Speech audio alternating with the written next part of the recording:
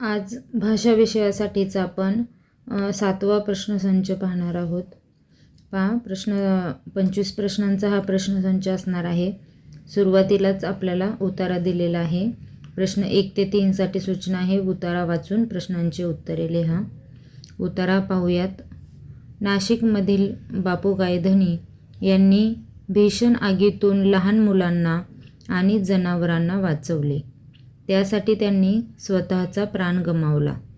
स्वातंत्र्यपूर्व काळातल्या त्यांच्या या अतुलनीय शौर्याच्या स्मरणार्थ स्वतःचा जीव धोक्यात घालून इतरांचे प्राण वाचवणाऱ्या शूर मुलामुलींना वीर बापूराव गायधनी राष्ट्रीय शौर्य पुरस्कार दिला जातो. दरवर्षी असे जास्तीत जास्त 3 पुरस्कार दिले जाऊ शकतात. बालकल्याण परिषदेच्या वतीने दिले जाणारे हे शौर्य पुरस्कार स्थानिक जिल्हाधिकाऱ्यांच्या शिफारशीने दिले जातात. रोख रक्कम, पदक आणि प्रमाणपत्र असे या पुरस्काराचे स्वरूप असते. कोणत्याही वर्षी 30 सप्टेंबरपर्यंत पुरस्कारासाठी नावे पाठवावी लागतात. हे पहा, उतार्याचं वाचन करून घेतलेलं आहे. उतारा वाचता वाचता ज्या काही महत्त्वाच्या गोष्टी आपल्याला दिसतात त्यांना अंडरलाईन करून ठेवायची लगेच. आणि मग आता प्रश्न पाहूयात. पहिला प्रश्न आहे, वरील उतार्यात खालीलपैकी कशाविषयी माहिती सांगितली आहे? पहा, वरील उतार्यात कशाविषयी माहिती सांगितली आहे तर वीर बापूराव गायधनी राष्ट्रीय शौर्य पुरस्कार या पुरस्काराविषयीची सर्व माहिती इथे दिलेली आहे. म्हणून पर्याय दुसरा हे याचं योग्य उत्तर आहे. प्रश्न 2, भयानक या अर्थाचा कोणता शब्द उतार्यात आला आहे? पहा, भयानक या अर्थाचा म्हणजे त्याचा समानार्थी शब्द आपल्याला सांगायचा आहे. जर आपण पर्याय पाहूयात, अतुलनीय, भयंकर, भीषण आणि धोकादायक. पहा, याप्रमाणे जर विचार केला तर भयंकर, धोकादायक हे थोडेसे त्या अर्थाचे शब्द आहेत, पूर्ण बरोबर नाही. परंतु उतार्यात आलेला शब्द आहे भीषण. भीषण म्हणजे भयंकर किंवा भयानक. भीषण म्हणजे भयानक. भयंकर सुद्धा आहे समानार्थी शब्द, परंतु हा उतार्यात आलेला नाही. तर उतार्यात आलेला समानार्थी शब्द आहे भीषण. पर्याय तिसरा. प्रश्न 3 पाहूयात. बापूराव गायधनी पुरस्काराविषयी चुकीची माहिती पुढीलपैकी कोणती? चुकीची माहिती कोणती आहे ते आपल्याला सांगायचं आहे. पहा, पहिला पर्याय आहे, हा पुरस्कार बापू गायधनी यांच्या स्मरणार्थ दिला जातो. हे विधान बरोबर आहे. बरोबर आहे. त्यानंतर दुसरं विधान आहे, स्वतःचा जीव धोक्यात घालणाऱ्या मुलांना हा पुरस्कार दिला जातो. पहा, हे विधानसुद्धा अर्ध बरोबर आहे. स्वतःचा जीव धोक्यात फक्त घालायचा का नाही, स्वतःचा जीव धोक्यात घालून इतरांना वाचवणाऱ्या मुलांना हा पुरस्कार दिला जातो. इतरांचा जीव वाचवणाऱ्या मुलींना हा पुरस्कार दिला जातो. फक्त मुलांना सुद्धा नाही, मुलींना हा पुरस्कार दिला जातो. म्हणून हा पर्याय कसा आहे? चुकीचा पर्याय आहे. तिसरा पर्याय जर पाहिला तर हा पुरस्कार राष्ट्रीय बालकल्याण परिषदेच्या वतीने दिला जातो. बरोबर विधान आहे. चौथा पर्याय, रोख रक्कम, पदक आणि प्रमाणपत्र असे या पुरस्काराचे स्वरूप असते. हा पर्याय सुद्धा बरोबर आहे. मग चुकीचा पर्याय कोणता आहे तर स्वतःचा जीव धोक्यात घालणाऱ्या मुलांना हा पुरस्कार दिला जातो. हे चुकीचं विधान आहे. प्रश्न 4 ते 5, खालील संवाद वाचून त्या खालील प्रश्नांची उत्तरे पर्यायातून लिहा. पहा, संवाद दिलेला आहे. हा संवाद वाचायचा आणि मग त्याखाली जे 2 प्रश्न असतील त्याची उत्तरं सांगायची आहेत. संवाद वाचतानाच हा संवाद किती जणांमध्ये होतो, संवादामध्ये किती जण प्रत्यक्ष सहभागी आहेत, उपस्थित किती जण होते म्हणजे ऐकणारे सुद्धा त्याच्यामध्ये येतात. तर हे संवाद वाचतानाच या गोष्टी लक्षात घ्यायच्या आहेत. वाचून घेऊयात आपण हा संवाद. तुला कोणाच्या हस्ते पुरस्कार देण्यात आला? मला प्रधानमंत्र्यांनी पुरस्कार दिला. तू किती शिकलीस? मी शाळेत गेलो नाही. तुझ्या धाडसाची घटना वाचणाऱ्या मुलामुलींना तू काय सांगशील? घाबरले नाही पाहिजे, लोकांना वाचवले पाहिजे. सगळ्यांनाच हे ऐकून तिचं कौतुक वाटलं. पुन्हा मुलाखतकारांनी विचारलं, तुला हा पुरस्कार मिळाल्याबद्दल काय वाटलं? मला चांगला वाटला, पण मला काम मिळाले असते तर आणखी चांगले वाटले असते. आम्ही जरूर हा तुझा प्रश्न विचारात घेऊ हलीचे आभार मानून आम्ही सगळे तिथून निघालो.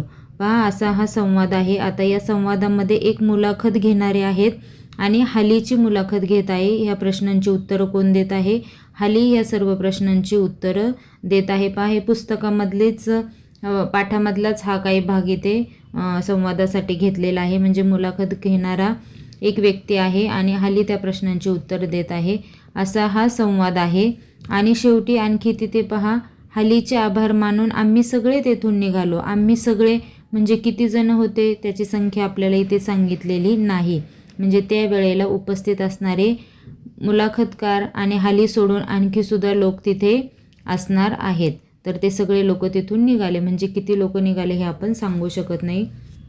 आणि मग चौथा प्रश्न हाच आहे की या संवादाच्या वेळी किती जण उपस्थित होते? दोघं होते का एक जण होते की 4 जण? तर सांगता येणार नाही की आणखी तिथे किती जण उपस्थित होते. पर्याय चौथा हे याचं योग्य उत्तर आहे की सांगता येणार नाही. प्रश्न 5. हालीला पुरस्कार कोणाच्या हस्ते मिळाला? पहा हालीला पुरस्कार प्रधानमंत्र्यांच्या हस्ते मिळाला. प्रधानमंत्री म्हणजेच पंतप्रधान, म्हणून पर्याय दुसरा हे याचं योग्य उत्तर आहे. प्रश्न 6. वर्गातील मुले गोंधळ करत होती या वाक्यातील उद्देश भागात किती शब्द आले आहेत? पहा आता सर्वप्रथम आपल्याला उद्देश शोधायचा आहे आणि मग उद्देशमध्ये किती शब्द आलेत? 1 शब्द, 2 शब्द, 3 हे आपल्याला शोधायचं आहे. उद्देश शोधायचा असेल तर सर्वप्रथम त्या वाक्यातील क्रियापद शोधायचं आहे. करत होती, आता हे क्रियापद आहे, त्याच्यामधील मुख्य क्रियापद करत आहे. तर त्याला नारा किंवा नारी हा प्रत्यय लावायचा. तर करणारे कोण आहेत? तर करणारे, गोंधळ करणारे कोण आहेत? तर वर्गातील मुले आहेत. म्हणून वर्गातील मुले हे या वाक्यातील उद्देश आहे आणि हे 2 शब्द होतात. वर्गातील आणि मुले हे 2 शब्द, म्हणून पर्याय तिसरा हे याचं योग्य उत्तर आहे. प्रश्न 7. खालीलपैकी निश्चितपणे एकवचनी शब्द कोणता? पहा निश्चितपणे म्हणजे फक्त एकवचनी. अनेक वचन केलं तर त्याचा वेगळा शब्द होणार आहे. निश्चितपणे फक्त एकच वचनी तो शब्द आपल्याला पाहिजे आहे. आता पहा निबंध हा एक निबंध, अनेक निबंध म्हणजे अनेक वचनसुद्धा या शब्दाचं हेच आहे. एक झाडू, अनेक झाडू म्हणजे अनेक वचनसुद्धा हा शब्द अनेक वचनीसुद्धा असू शकतो. एक कागद, अनेक कागद हा शब्दसुद्धा अनेक वचनीही असू शकतो. परंतु टोपडे हा शब्द फक्त म्हणजेच निश्चितपणे एकवचनी आहे. याचं जर अनेक वचन केलं तर टोपडी असा त्याचा शब्द होतो अनेक वचनी. म्हणून निश्चितपणे एकवचनी हा शब्द आहे टोपडे. प्रश्न 8. खालील रिकाम्या जागी अनुक्रमे कोणती सर्वनामे वापरल्यास वाक्य अर्थपूर्ण होईल? पहा तोपर्यंत टिंबटिंब काकांचा हात पकडला होता आणि ती टिंबटिंब चालायचा आग्रह करत होती. आता पर्यायातील जी सर्वनामे आहेत ती या रिकाम्या जागी ठेवून आपण वाक्य अर्थपूर्ण कसं होईल हे पाहायचं आहे. कोणता पर्याय जर ठेवला तर अनुक्रमे आणि ठेवायचे. आधी 2 नंबरचं मग 1 नंबरचं असं नाही, तर पर्यायातील आधी पहिलं आणि दुसरा शब्द याप्रमाणे ठेवायचा आहे. आपण पहिलंच पर्याय ठेवून पाहूयात. पहिल्या रिकाम्या जागी तिने आणि दुसऱ्या रिकाम्या जागी त्यांना हा शब्द ठेवून आपण वाक्य पाहूयात कसं बनतंय. तोपर्यंत तिने काकांचा हात पकडला होता आणि ती त्यांना चालायचा आग्रह करत होती. हा पर्याय अगदी बरोबर आहे. बाकीचे जर पर्याय टाकले तर योग्य वाक्य बनणार नाहीत. म्हणून पर्याय पहिला हे याचं योग्य उत्तर आहे. प्रश्न 9. खालील पर्यायातील विरुद्ध अर्थ नसलेली जोडी शोधायची आहे. विरुद्धार्थी नसलेली. पहा समान, असमान विरुद्धार्थी आहेत. अधिकृत, अनधिकृत विरुद्धार्थी शब्द आहे. आगमन, निर्गमन विरुद्धार्थी शब्द आहे. परंतु गैरहजर आणि अनुपस्थित हे समानार्थी शब्द आहेत. गैरहजरच्या विरुद्धार्थी शब्द हजर असा इथे पाहिजे होतं, म्हणजे ही विरुद्धार्थी शब्द नाहीत, नसलेली जोडी आहे. पर्याय 3. प्रश्न 10. खालील पर्यायातील स्त्रीलिंगी शब्द कोणता नाही? स्त्रीलिंगी नाही हे आपल्याला शोधायचं आहे. पहा ती चवळी स्त्रीलिंग, ती पाळी स्त्रीलिंग, ती जाळी स्त्रीलिंग आणि कोळीसाठी आपण संबोधन तो कोळी असा वापरतो. म्हणून हा पुल्लिंगी शब्द आहे, म्हणजेच हा स्त्रीलिंगी नसलेला शब्द आहे. प्रश्न 11. हरणाच्या पिल्लाला काय म्हणतात? पहा, हरणाच्या पिल्लाला काय म्हणतात? तर हरणाच्या पिल्लाला शावक असे म्हणतात. हे पिल्लू तर सर्व पक्ष्यांचे जे पिल्लं आहेत त्यांना पिल्लू म्हणतात. रेडकू हे म्हशीचं असतं, पारडूसुद्धा म्हशीचंच असतं. म्हणून हरणाच्या पिल्लाला काय म्हणतात? तर शावक, पर्याय दुसरा. प्रश्न 12. संयोग चिन्ह पुढीलपैकी कोणते? पहा, संयोग चिन्ह पर्याय पहिला हेच संयोग चिन्ह आहे. प्रश्न 13. अक्षरसमूह दिला आहे. या शब्दांपासून अर्थपूर्ण शब्द बनवल्यास तिसऱ्या व चौथ्या अक्षरापासून तयार होणाऱ्या शब्दाचा अर्थ काय होईल? पहा, सर्वप्रथम अर्थपूर्ण शब्द बनवून घ्यायचा आणि मग त्यातलं तिसरं चौथं अक्षर आपल्याला पाहायचं आहे. दिलेल्या अक्षरसमूहापासून रत्नाकर, पहा, रत्नाकर हा अर्थपूर्ण शब्द बनतो आणि त्यातलं तिसरं आणि चौथं अक्षर आहे कर. कर या शब्दापासून कोणता समानार्थाचा शब्द बनेल? तर कर म्हणजे हात, पर्याय तिसरा याचं योग्य उत्तर आहे. प्रश्न 14. खालील यादीमध्ये शुद्ध शब्दांची संख्या किती? पहा, इथे यादी दिलेली आहे शब्दांची आणि यातील शुद्ध शब्द आपल्याला विचारलेले आहेत. निरीक्षण जर आपण केलं तर मुद्दा, त्यानंतर सूर पारंबी, उत्सुकता, धामधूम हे 4 शब्द काय आहेत? शुद्ध आहेत. विद्याधिकारी याच्यामध्ये धला पहिली वेलांटी हवी होती आणि प्रतिष्ठामध्ये सुद्धा तीला पहिल्या ईची मात्रा म्हणजेच पहिली वेलांटी हवी होती. म्हणून एकूण शुद्ध शब्द किती आहेत? 1, 2, 3 आणि 4 हे एकूण शुद्ध शब्द इथे आहेत. प्रश्न 15. नेहा म्हणाली, आम्ही सर्कस पाहायला गेलो. या वाक्यात कोणते विरामचिन्ह द्यायचे राहिले आहे? पहा, नेहा म्हणाली म्हणजे नेहाच्या तोंडचं जसंच्या तसं वाक्य आपल्याला इथे पुढं दिलेलं आहे. म्हणजे दुहेरी अवतरण चिन्ह त्याचं द्यायचं राहिलेलं आहे. म्हणून पहा, पर्याय चौथा हे याचं योग्य उत्तर आहे. प्रश्न 16. खालीलपैकी कोणत्या शब्दाला प्रत्यय लागला आहे? पहा, प्रत्यय म्हणजे काय? तर ज्या शब्दाच्या पुढे म्हणजे शब्दाच्या शेवटी एखादा अक्षर किंवा अक्षरसमूह जेव्हा लागला जातो त्यावेळेला त्याला प्रत्यय असे म्हणतात. मग पहा, इथे कोणत्या शब्दाला किंवा शब्दाच्या पुढे शब्दसमूह किंवा अक्षर लागलेले आहेत? तर पहा, धोका या शब्दाच्या पुढे दायक हा अक्षरांचा समूह किंवा हा शब्द लागलेला आहे. म्हणून धोकापासून धोकादायक हा प्रत्यय लावून नवीन शब्द तयार झाला. म्हणून पर्याय चौथा याचं योग्य उत्तर आहे. प्रश्न 17.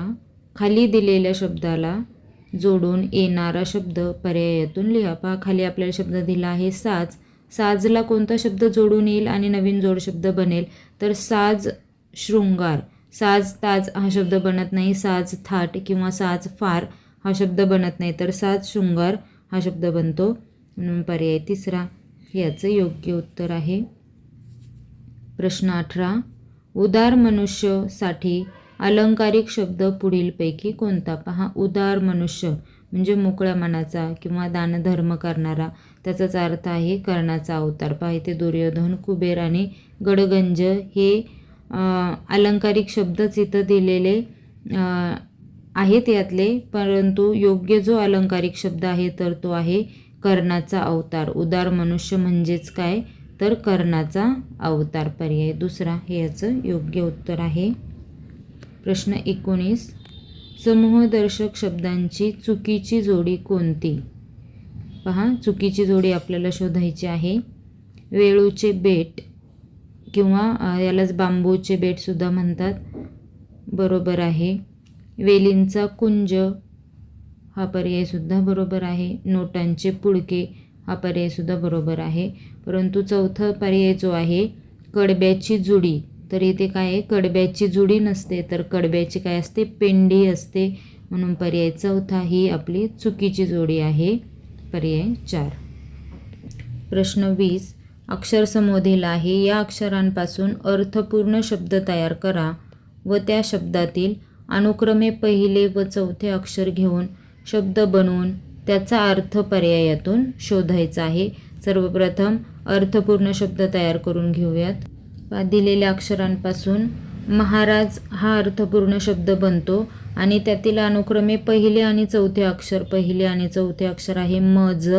मज या शब्दाचा अर्थ असलेला शब्द कोणता आहे तर मज म्हणजे मला, म्हणून पर्याय पहिला हे याचं योग्य उत्तर आहे. प्रश्न 21. बांगड्या भरणाऱ्या माणसाकडून आईने 3 डझन बांगड्या आणल्या.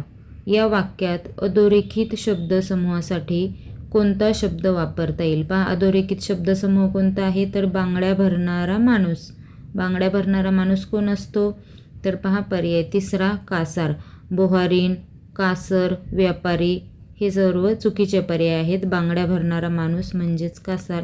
पर्याय तिसरा हे याचं योग्य उत्तर आहे. प्रश्न 22. चुकीचे विरामचिन्ह घातलेले वाक्य कोणते? पहा, एक एक पर्याय पाहूयात. कुणीच कसे शाळा बुडवू देत नाही. प्रश्न विचारला आहे, प्रश्नचिन्ह दिलेलं आहे, बरोबर विरामचिन्ह आहे. काही दिवसांनी भोला आला. पहा, हे साधं वाक्य आहे. काही दिवसांनी भोला आला, साधं वाक्य. याच्यामध्ये कुठलंच आश्चर्य किंवा कुठल्या भावना व्यक्त केलेल्या नाहीत, त्याच्यामुळे इथे उद्गारवाचक चिन्ह येणार नाही, म्हणजे हे चुकीचं चिन्ह इथं दिलेलं आहे. म्हणून पर्याय दुसरा हे याचं योग्य उत्तर आहे. आणि पुढील पर्यायसुद्धा आपण पाहूयात. वा, गंमतच आहे. इथे आश्चर्य व्यक्त केल्यामुळं उद्गारवाचक चिन्ह आलेलं आहे. आणि पर्याय चौथा, मी काही तेव्हा बोलले होते का? प्रश्न विचारलेला आहे आणि प्रश्नचिन्ह म्हणजे आपलं योग्य उत्तर आहे पर्याय दुसरा. प्रश्न 23. झुळूक मी व्हावे या कवितेचे कवी कोण आहेत? पहा, झुळूक मी व्हावे या कवितेचे कवी दा. कारे हे आहेत. प्रश्न 24. आईने बाळाला पोटाशी धरले. या वाक्यातील अधोरेखित वाक्प्रचाराचा योग्य अर्थ कोणता? पहा, अधोरेखित वाक्प्रचार कोणता आहे? पोटाशी धरले. पोटाशी धरणे याचा अर्थ कोणता आहे तर पर्याय पाहूयात. कुरवाळणे, मायेने जवळ घेणे, चौकशी करणे आणि क्षमा करणे. तर पोटाशी धरणे म्हणजेच मायेने जवळ घेणे. पर्याय दुसरा हे याचं योग्य उत्तर आहे. प्रश्न 25. क्रियापदाचा काळ कशावरून ओळखता येतो? पहा, पर्याय आहेत नाम, सर्वनाम, विशेषण आणि क्रियापद. तर पहा, क्रियापदाचा काळ आपण कसा ओळखतो तर ती क्रिया कधी घडली आहे हे आपण शोधतो आणि मग त्याच्यावरून क्रियापदाचा काळ ओळखतो. म्हणजेच आपण क्रियापदावरूनच त्या क्रियापदाचा काळ ओळखतो. पर्याय चौथा हे याचं योग्य उत्तर आहे.